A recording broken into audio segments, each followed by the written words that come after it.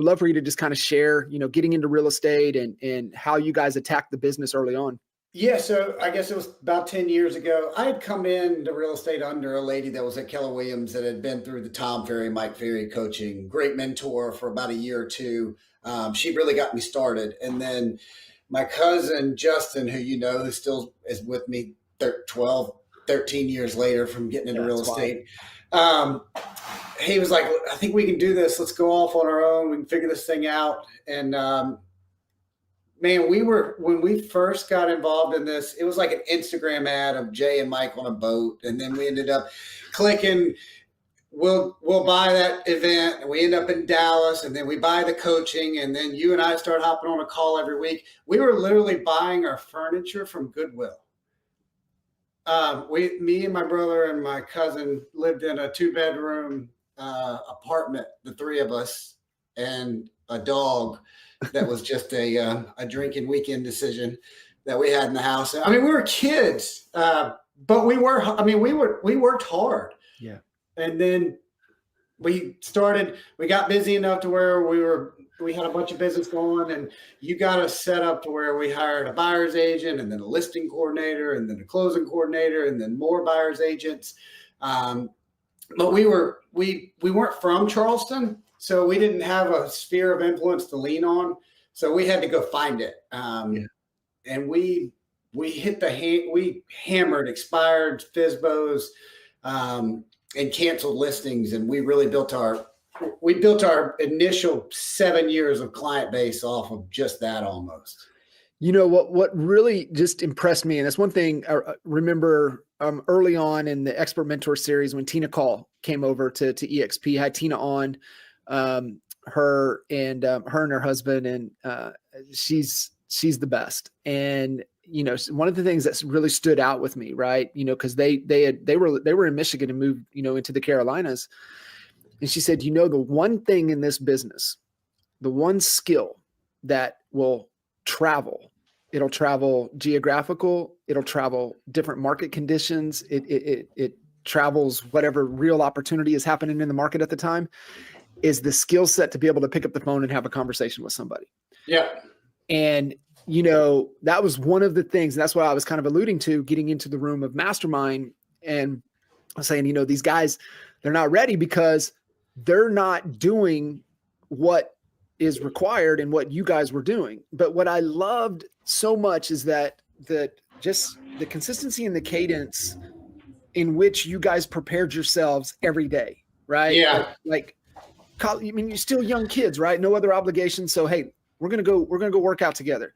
Hey, we're going to get ready. We're going to role play. We're going to hit the phones, and we're doing this together. It was kind of like the team. So you took that basketball athletic background and just carried it right into what you were doing into business. That was one of the things I was like, man, he just never stopped. We didn't know any different either. We were pretty naive, which worked out in our favor.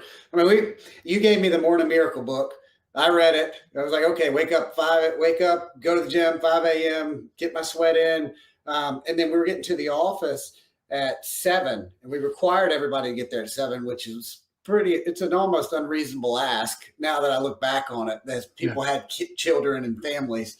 So they would get there at 7, and then we would do sales training from 7 to 7:30. And then we were calling some of the expireds and cancels at 7:30 in the morning. Yeah.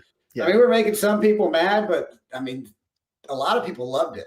Yeah. You guys were really you were out hustling your work ethic until the talent level caught up with it. You guys just outworked everybody. Yeah, that's right. I mean, we weren't we weren't even that talented at the time, but you go through enough banging your head against the wall, you get pretty good at it. Yeah. And then you remember Brandon Bott's still on the team, and he sat back when we first ISAs were just starting to be a thing, and Brandon sat there and called for like 7 years, and now he's doing almost $20 million a year. Yeah, it's just wild, man. You build that skill set. That's one of the skill sets that just you never lose it, right? It just carries so many, like I said, time frames, season of the markets, geographical location. You can go anywhere. I mean, you're in a great spot. There's no reason to go anywhere than where you are, but like you could, move, like Tina's example, right? And so I just really, just a shining example of, okay, hey, simplicity, but do it this way, do it the right way, and just work the system and work it. There was another really pivotal point, and I use your story a lot in conversation and just helping give people context about, attacking the day the right way, being able to structure it, doing things simple but consistent as a unit, as a group. But one of the things, man, and this is why I say, and you've done one of the best jobs within the real estate space that I've ever really seen. And I've got a couple other great examples, but you really started, you had that aha moment. And I'll never forget, man, you hit me up, you showed me, you sent me everything. You're like, listen, dude, I just closed this deal. I have to go sell 5 listings to equal this one transaction. And I think that was just for you, just where it unlocked all of the investment side of things and really just changed the course of your life in just that moment. And I would love for you to just kind of unpack, before you were just attacking, selling houses, like you said, on the hamster wheel. Yeah. It's crazy that you remember, dude, it's crazy you remember that story. Because I tell everybody that story, and I told the guy that actually sold the deal to the story maybe like 6 months ago, and he didn't have any idea he had any influence on me like that. So we were calling all the cancels and expireds. And then I called this guy one day and he goes, me and my sister inherited this house. It didn't sell with this agent. I just want an offer. And I knew one person in town that flipped homes, one. And I called him and it was listed at 200. And I said, well, what can you pay for it? And he was like, 100. And I'm thinking, no way in hell this guy takes this offer. So I call him back and I'm like, hey, I got this guy. He'll pay 100. You want 200? And the guy's like, well, just write it up and send it to me. We'll take that. So he turns around and probably makes $100,000 on it. And I made $3,000 in commission. Uh-huh.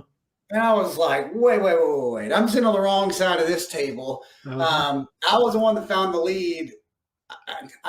I can probably find enough people where I could scrape together $100,000 or $150,000, do the project.